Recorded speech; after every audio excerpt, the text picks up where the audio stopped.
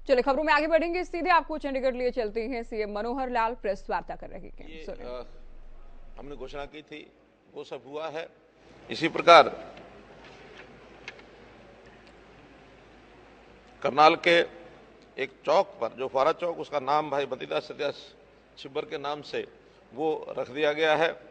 Medical college जो कैथल का है, उसका नाम भगवान परशुराम जी के नाम से किया गया था, वो भी फाइनल हो गया, कर दिया गया है। दोहली की ज़मीन का मालिकाना हक, जो प्राइवेट ज़मीन है लगभग 1700 एकड़, वो फाइनल की जा चुकी है। अब जिसकी भी ज़मीन, जैसा आपने बताया कि पुजारियों के लिए, पुरोहितों के लिए बोर्ड, वो भी पाइपलाइन में है, क्योंकि उसके ऊपर भी एक हमको पॉलिसी या उसका एक एक्ट ये बनाना होगा, वो जल्दी बन करके आ जाएगा।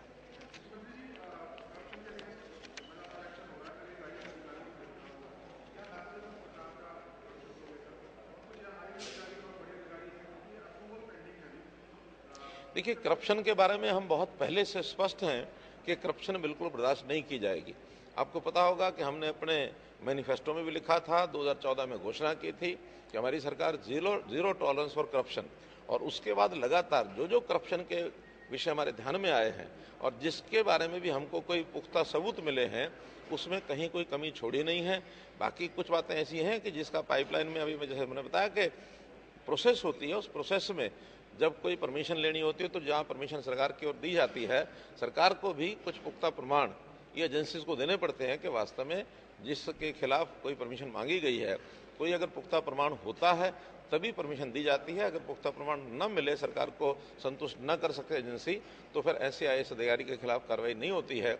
जिनके खिलाफ कोई ऐसे प्रमाण मिलते हैं उनके खिलाफ ये परमिशन दी जाती है। अरे नहीं, दूर दूर तक नहीं पड़ेगा। उत्साह होना तो अब अलग बात है, लेकिन जब जमीन पर कुछ दिखेगा तब आपको पता लगेगा। आप देख रहे हैं कि हरियाणा में जैसे मेरे गांव गांव के कार्यक्रम हो रहे हैं और अति उत्साह में लोग हजारों की संख्या में वहाँ एक एक गांव में आ रहे हैं। मैं भी 4 जिले कर चुका हूँ, और ऐसा ऐसा क्षेत्र जहाँ हमारा कोई पहले एक भी विधानसभा की सीट हमारी नहीं थी, उन क्षेत्रों में भी अति उत्साह है। हाँ, ये जो कुछ पॉलिटिकल पार्टियों के लोग इस प्रकार के कार्यक्रम का विरोध करने का आह्वान करते हैं, इनको जरूर हम चेक करेंगे, और उसको चेक करने के लिए हम एडमिनिस्ट्रेशन को भी कहेंगे कि इस प्रकार का व्यवधान किसी को न डालने दें। मैं तो और आगे कहता हूं, केवल हमारे ही कार्यक्रम नहीं, इन पार्टियों के भी कार्यक्रम अगर होंगे और उसमें कोई व्यवधान डालेगा तो उसके खिलाफ भी कार्रवाई करेंगे, क्योंकि लोकतंत्र में हर किसी को अपनी बात कहने का पूरा अधिकार है। बात खुल करके करें। अगर विपक्ष के लोगों को किसी प्रकार की कोई बात प्रश्न के रूप में करनी है, कोई शंका है, कोई बात पूछनी है, तो आप लोग मीडिया के माध्यम से बात कर सकते हैं, हम उनका उत्तर देते हैं, उनकी बात का उत्तर हम देते हैं। हम भी जब जरूरत होती है आपके माध्यम से उनसे जवाब मांगते हैं, लेकिन किसी कार्यक्रम में व्यवधान डालना ये लोकतंत्र की मर्यादा से बाहर है। आगे मेरा महेंद्रगढ़ जिले का कार्यक्रम तय होने जा रहा इस महीने के अंत में।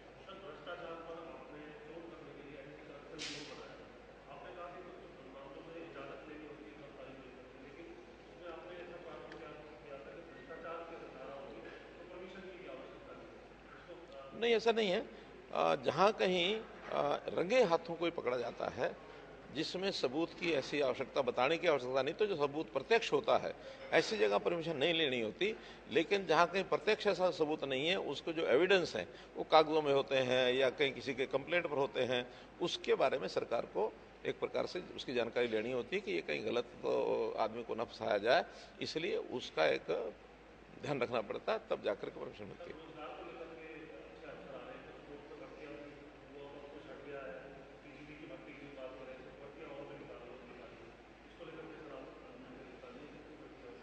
देखिए, अभी तक जैसे हमने बताया कि 1 लाख से ऊपर भर्तियां, सरकारी भर्तियां हो चुकी हैं। अभी अगले महीने में 35,000 के लगभग ग्रुप C की भर्तियों के लिए आवेदन हो चुके हैं, उसके एग्ज़ाम ये शुरू हो जाएंगे। और बहुत जल्दी ग्रुप D की एडवर्टाइजमेंट ये भी निकलने वाली है, CET की, वो एडवर्टाइजमेंट निकलेगी तो लगभग 12 से 15,000 भर्तियाँ उसमें भी होंगी।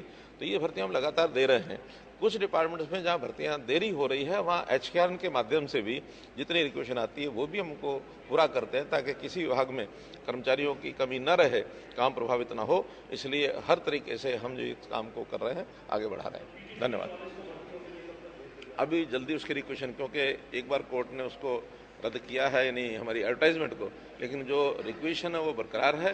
और बहुत जल्दी उसमें जितनी भी रिवाइज करने की जो यानी कंडीशंस थी वो सब रिवाइज करके और नया एक एडवर्टाइजमेंट बना करके बहुत जल्दी डिपार्टमेंट यानी HPSC उसकी एडवर्टाइजमेंट करेगा। धन्यवाद। तो सीएम को आपने सुना, सीएम की ओर से प्रेस वार्ता की गई, कई अहम बिंदुओं को लेकर बातचीत की गई है। एक जानकारी जनसंवाद कार्यक्रम को लेकर भी सीएम ने दी कि अगला जनसंवाद कार्यक्रम अब महेंद्रगढ़ जिले में होगा, क्योंकि आप जानते हैं कि 3 दिन सीएम ने सिरसा में जनसंवाद कार्यक्रम में लगाए। इससे पहले कुरुक्षेत्र, उससे पहले पलवल और शुरुआत भिवानी से की गई थी।